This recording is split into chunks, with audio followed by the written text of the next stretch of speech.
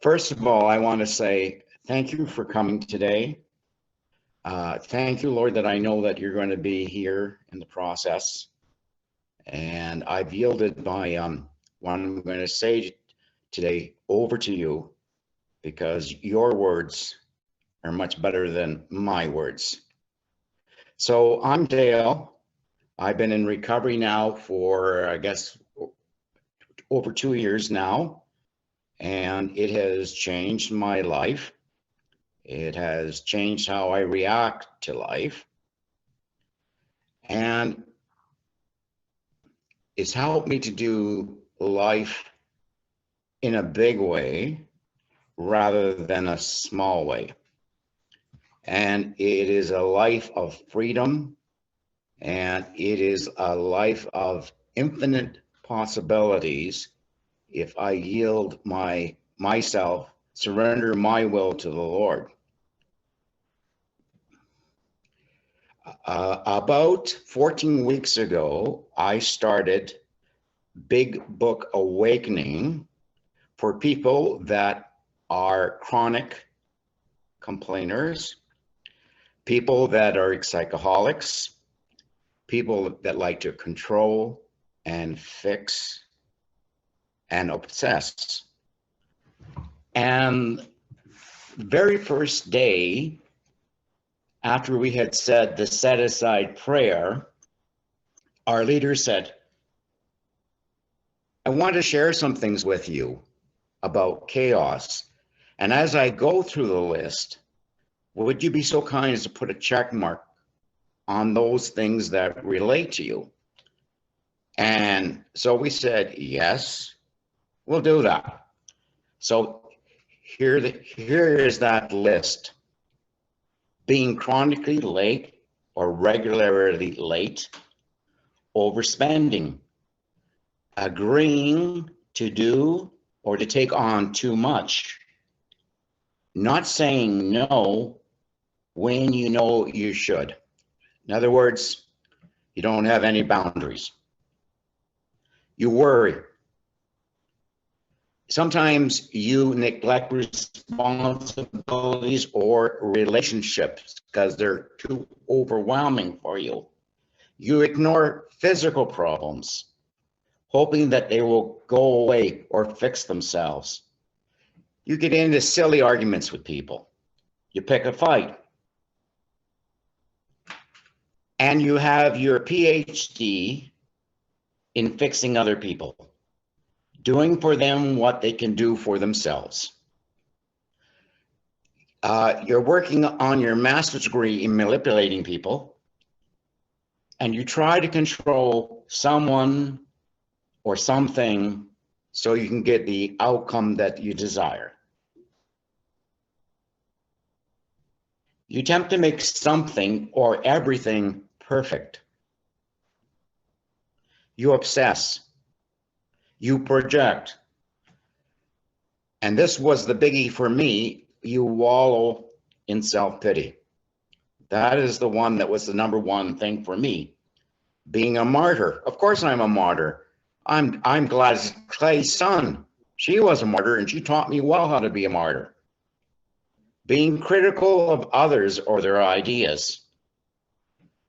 This was another big one, unfortunately for me. Feeling you are the right person to teach them a lesson. Because punishment, I knew punishment in life. And I knew what it was like when people were trying to teach me a lesson about how I should act or how I should think. So I had too many check marks and it scared me to death because they were describing me to a T, an absolute to a T. So every time that we have a meeting, we end with a serenity prayer. I'm going to do parts of it, and then I'm going to talk about how those parts relate to my journey. God, grant me the serenity to accept the things I cannot change, courage to change the things I can, and the wisdom to know the difference. So the question that came up when we do this all the time, I'm saying, okay, so what can I control and what can I not control? So I did some digging, and I came up with a list, and I love this list. And this is where I think there are the things that we can control: our actions, our attitude, the establishment of our boundaries, the media that we intake on a daily basis. I'm going to say that again. Media that we intake on a daily basis, because I think is really having an effect on all of us. My priorities and the words that I use to describe myself and others. And I thought, that's a pretty fair list. That's a pretty fair list. I think that's what I can control. Those things: my actions, my attitude, the boundaries I establish, the media that I watch, and the priorities that I set for my life, and also the words that I use to describe myself or others. So the next question was, what can't I control? Well, I can't control how any of you think, act, or what you believe. I can't control how people spend their money. I can't control the decisions that are taken by political parties. I can't control your attitudes, your actions, your boundaries, what you watch, and your priorities or the words that you use. And again, I began to think about this, and I thought, yes, that's right. It's the same list as I had, but it's just transferred over to other people. So it's their list, it's their actions, their attitudes, their boundaries, the media that they take in, either if it's through their eyes or through their ears, the priorities that they have set for their life, whether they be for one day, many days, or for a lifetime, and the words that they use.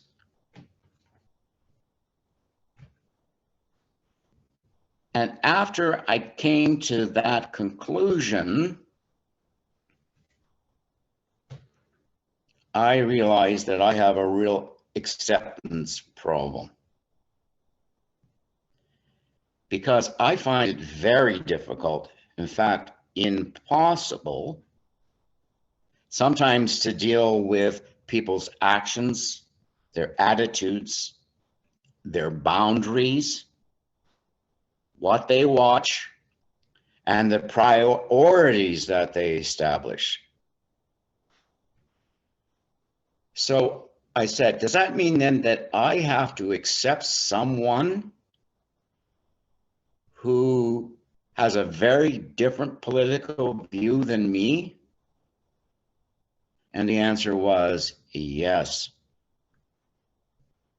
Do I have to accept someone who uses their words in a way like is a smashing ball?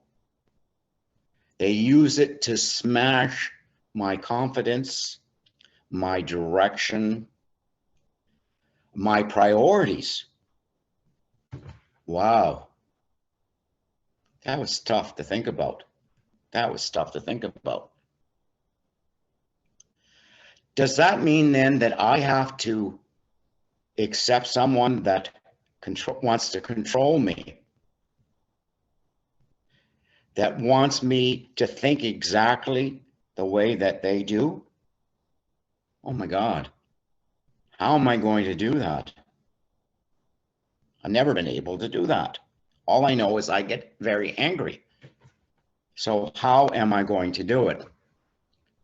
And I can hear Wayne saying in the back, it starts with acknowledging that you're powerless over your reactions to other people's actions, attitudes, boundaries, and priorities and words.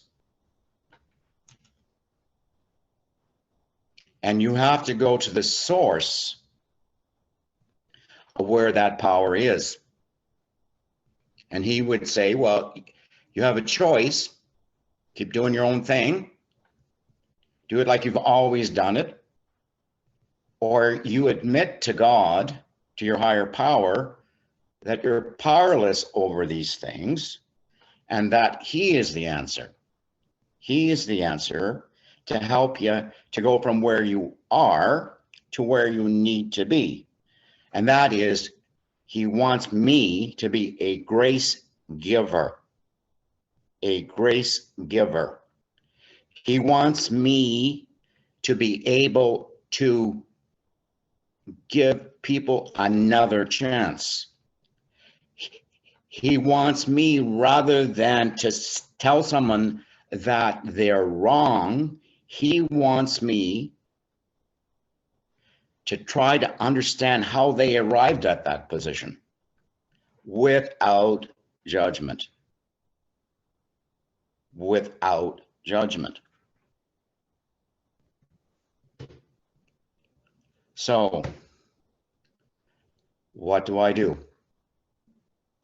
So here is my 3-point plan that I think is a good plan for me. It starts off with, if the power is with a higher power, what I need to do, like the electric car, I have to put my plug into that power source. And I have to do it all the time, every day.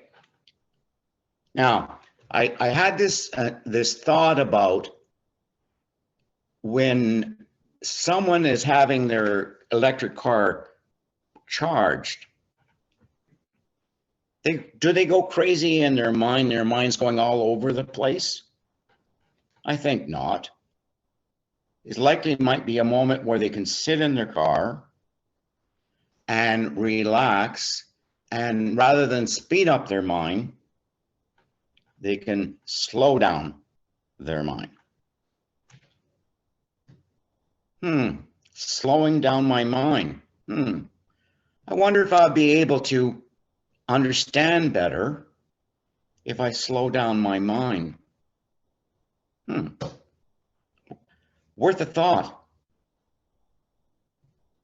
So for me, I have to find a way to find a place that's peaceful for me to be able to hear what God is trying to say to me. So I've got to find out, how does He speak to me? How does He speak to me? And I want to say there's 2 ways I think He does speak to me. Sometimes He speaks to me in the silence, yet inside of myself, I believe I have made a connection with Him. And it was because of a connection I had with Him earlier this week that I decided to change the topic today to acceptance, because I felt that he was speaking to me. And then he confirmed it, because as I was on social media, I came across 2 articles on acceptance. Well, I guess I must be at the right place. And I had that confirmation. And number 3 is that I have to stop pretending about really where I am in my life, because pretending leads to nothing good. All it does is it puts me into a waiting period. So I had this thought of where sometimes you're in an airplane and you're about ready to land, but they're too busy. So you cannot get. So you go around and around and around, and you have to wait. So the waiting, there's always a reason for the waiting. And the third thing is write it down. Write it down, what God is teaching you every day. Write it down. It's not good enough to think about it. It's not good enough to talk about it. Write it down. So, because I'm getting a little older, I have been known to forget things. And sometimes it's quite embarrassing for me, but I do forget things. But if I write things down on a calendar, my chances of remembering it and being successful and being where I'm supposed to be at the right time go way up. They go from 50% to 95%. So write it down. And last but not least, we can do acceptance if we acknowledge that God puts people into our lives that have to say hard things to us that we don't want to hear. I'll give you an example here. So in our class yesterday, we were talking about doing resentment logs. So they said, you have an example of one of the resentments. So I said this, and I said this, and I said this, and I said that. And the 2 gentlemen there who were there with me, they said, well, how long, Dale, have you been playing God? Excuse me? How long have you been playing God? What you just said there is all about you want to be in control, you want to be the director, and you want this person to act the way that you want her to act. Well, I wasn't very pleased, to be honest with you. In fact, maybe I was a little offended. But I know these men, they're my friends. They're on my side. And I was able to accept that criticism and to move on. So that's my plan for acceptance. I think it's impossible for us truly to accept others and ourselves even without the help of our higher power. And it requires us to surrender what we think we should be or what our life should be to get the life that He wants to give us. It requires me to say, maybe if the Lord says that I need to be in another career, I should be listening. Even though it scares me, I should be listening.